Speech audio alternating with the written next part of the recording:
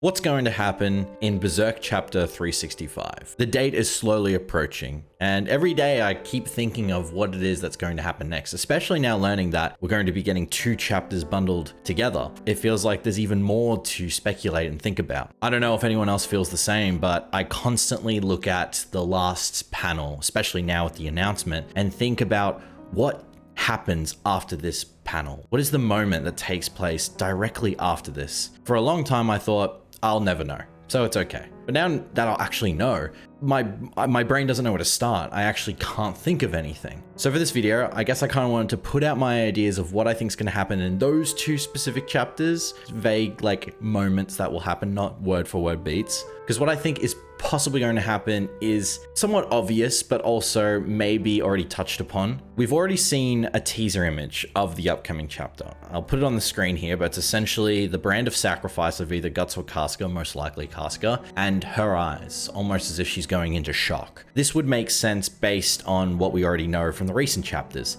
Casca can't look at Guts because it invokes her PTSD. She goes back into a stasis of shock back when she was in the eclipse. The last time she actually saw Guts with her own eyes as Casca was during the eclipse over 2 years ago. So when seeing him puts her right back in that mental state of horror and panic. Now, it isn't just him. She can talk to him, she can say his name, but it's other thoughts that provoke this breakdown. For example, the second time she ever has a breakdown is when she's talking to Guts and she remembers judo, and then she remembers how he died. It reverts back to her time in the eclipse. It seems as though she is content to be around Guts' companions, can refer to Guts, and also can be around the Moonlight Boy, even though the Moonlight Boy is a product of her and Guts' time together and also the eclipse. So one can safely assume that upon seeing Griffith, that would ultimately invoke some sort of breakdown as well, depending on whether or not she sees him and thinks of Femto, or she sees them as the same anyway and has the breakdown. Another possibility is having the breakdown of realizing that they now share the same body. The confusion might be too much and it causes her to just relapse again. Pain is also something that will probably remind her of the eclipse. Don't forget that every time a branded is close to an apostle, it bleeds. But when it's close to a member of the God Hand, the greater the demon, the more painful the brand is. Even though Griffith is now back in his human flesh and he's not in the flesh of Femto, it still, to my knowledge, still has an effect on the branded. It may not be to the extent of pain as we've seen with Guts when he actually first interacts with Femto in around volume 3, but it clearly has some effect on her from the first couple panels. Now that that's kind of obvious to an extent, will Guts essentially attack on sight like he did on the Hill of Swords, or will he hesitate because of Casca's relapse? The question also is whether or not the relapse is something that is Eclipse given or a Guts given relapse, or it's in fact rage. We actually don't know Casca's feelings and thoughts about being betrayed by Griffith, being used by him, and being sexually assaulted by him. So of course, is this state in which we find her a pure rage one? Does she in a sense go berserk herself and decide to attack? I don't think that would be possible, mostly because she has this knowledge that the man she would attack shares the same body as her son. That is still a possibility of attacking out of rage and spite. Maybe Guts is the one who has to hold her back, but I think Guts would also be a 50-50 in that sense. Would he attack immediately? Would he be shocked by all manner of speaking? Or would he try and comfort Casca, then causes her to relapse anyway? We don't know if the Moonlight Boy has some sway in terms of what's happening to Griffith or the effects that he's having on Guts and Casca. Let's remember, the Moonlight Boy has a lot of power. He could, in a way, halt and heal the effects of her trauma, of her PTSD, and also is able to stop Guts when he's in the Berserker armor without Shirke. He can actually tame the Berserker armor. Another possible theory, and I don't think this is really too much that might happen, is the fact that now having turned back into Griffith, Griffith may not actually be in full control. The boy could still be having control of Griffith's body, but I don't see that as any evidence, mostly because every time we've seen Griffith, he's been in control of himself, and every time we've seen the Moonlight Boy, he's the one who can control himself. They just seem to remember or vaguely feel as though what the other is experiencing is a dream that they have from going to sleep. Whether or not Griffith understands what is happening, does have a sense of something is changing within him, or something is being affected by him. Whether or not he confesses it to Guts and Casca, it's something that clearly is having an effect on him, him, and maybe Griffith runs away. Maybe he feels as though that he didn't want to be put in this position where he feels emotion again. He feels the feelings for Casca and Guts as not only people he once knew and cared about, but also now the Moonlight Boy's feelings about these people. It's just too much emotion for him to care about, and too much that a god hand doesn't need,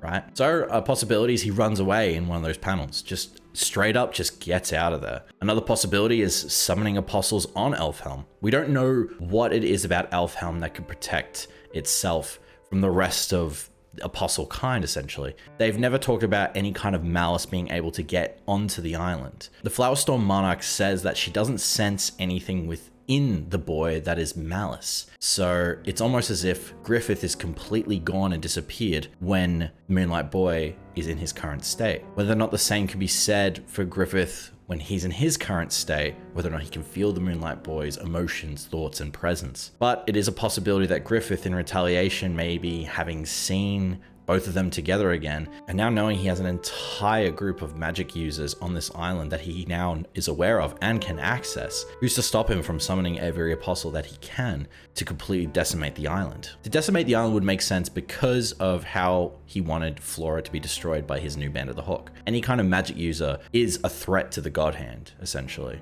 Every human in their mortal form is beneficial to the God Hand because they can manipulate it. If you have a magic user, that's someone who is too powerful for their own good. This is something that I think might take place with the next couple panels. I think it'd be very cool if the next couple panels don't have really any kind of dialogue. If it's all just moments and memories brought up and this lingering silence until it's broken by maybe one of the other characters coming from outside the house and then seeing Griffith and recognizing him. And that leads into Guts actually revealing who Griffith is to them and why he's been on this journey from the beginning. I think it'd be great because we are definitely near the end game-ish, not really end game, bad word for it. Perhaps we're nearing the first step of the edge towards the ending, if that makes sense. The party would benefit by having a lot of context about who Guts is, his relationship to Griffith, his relationship to Casca, and what happened to them. He can't really hide it anymore as much as Cherokee and Farnese know about the things that took place within Casca's mind. I think if we were to go down the road of Femto releasing apostles on the island, that would jumpstart the fact that there is only 6 more chapters of the Elfhelm arc before the next one. So it does make sense to wrap it up soon, especially the fact that the most recent chapters have all been very chill and calm. Characters are getting new upgrades and buffs. They're learning more about themselves. Farnese is now becoming a much more talented magic user. This is all creating steps and story beats and I guess plot devices that will allow the character to survive on their next journey away from Elfhelm and possibly back to Midland. I do think that if that doesn't happen and it becomes something where Griffith just leaves without saying a word, disappears into the night, and we continue with Guts and Casca reeling in from the events that just took place of knowing that the Moonlight Boy is in fact their mortal enemy and past friend, then maybe the chapter will shift somewhere else. Let's not forget there is a bunch of other stuff that happens in the story of Berserk besides just these characters. Rickett is now with Salat, and he is going to tell the truth about who Griffith is, and Salat might use that to his advantage. He might be able to spread the truth amongst Falconia. The people of Falconia might start to doubt their leader, because let's be honest, Falconia is too happy right now. There's got to be something that bad happens, surely. I can't really think of too much else that maybe makes it feel like this is groundbreaking as a chapter.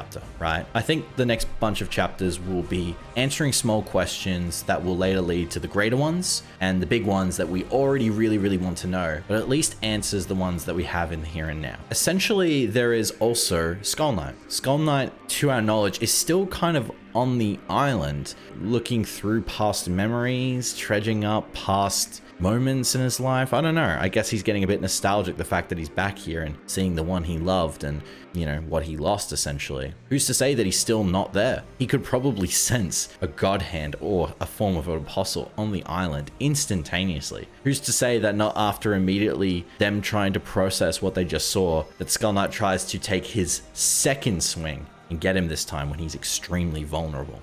I think that would be likely as well. Maybe immediately after summoning the apostles or not, Skull Knight would have to step in and try and get some form of revenge, or at least try and utilize this to his advantage. He's someone who would most definitely not hesitate in attacking a God Hand. Guts, you know, he wouldn't hesitate, but maybe he would if he knows that it shares the body with someone who is important to someone who's important to him. So it becomes this thing where he has something that he can lose, and the Skull Knight can be the result of that. So Skull Knight maybe being this another kind of dual antagonist who is having his own kind of agenda that ultimately isn't benefiting Guts, especially right now in this moment when he's trying to kill Griffith. This is something that maybe the Skull Knight would shift in our perspective of being this character who's trying to warn our characters and lay down the foundations of what may happen to them and warning them of the way in the world works of causality, right? But maybe use it all to his own ends. That may be something that really invokes the point that if Guts continues down this road, he'll not only lose his body and mind, but he'll start to use the friends he's grown to love to his advantage. And we don't want that.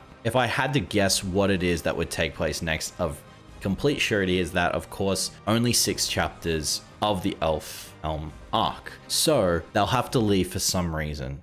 I think maybe one of the things that definitely makes it a possibility, not that Griffith would summon apostles, but the fact that Griffith knows Elfhelm and where it is, and the fact that they are there would then summon all these other monsters to arrive there. So it's left up to the Flowerstorm Monarch to tell them that they have to leave for the sake of the island, and that the next place they need to go is here because it's the next safest place for them. Along the way, this is what you can do to appease Casca's state of mind and then choose what to do from there. I imagine wherever they go, it'd be great if they met up with Rickard, and then of course comes to this story beat of this is who Griffith is, what do we do about him? Because he won't stop chasing them. Maybe? I feel like there may be a thing that can be done to the point where the characters have to keep moving. The question is, why would they be hunted, right? That's maybe where that kind of line of thinking doesn't really make sense, because Griffith has never been someone who chased after them. He's more so been making sure that people who do pose a threat to him, like magic users,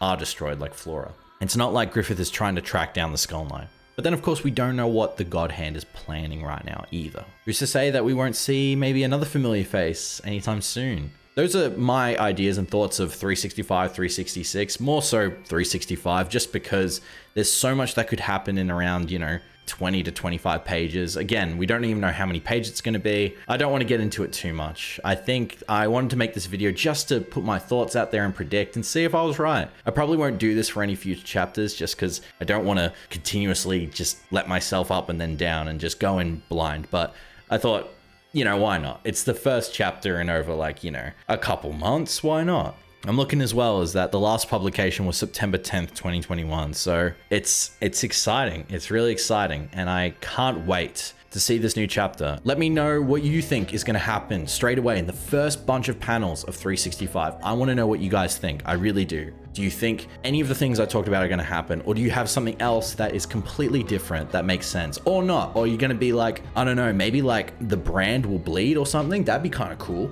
Or I think, I don't know, maybe I don't know, like Serpico will look even hotter. Maybe something like that. Maybe something like that will be crazy. I don't know, bro. Anyway, thank you guys for watching. If you made it to the end, I'd appreciate a subscription. You can cancel whenever you want. Like the video if you liked it, of course. And ring bell because there'll be more videos before the new chapter comes out. I wouldn't want anyone to miss them. Again, thank you for watching. My name's Mugen. As always, have a good one.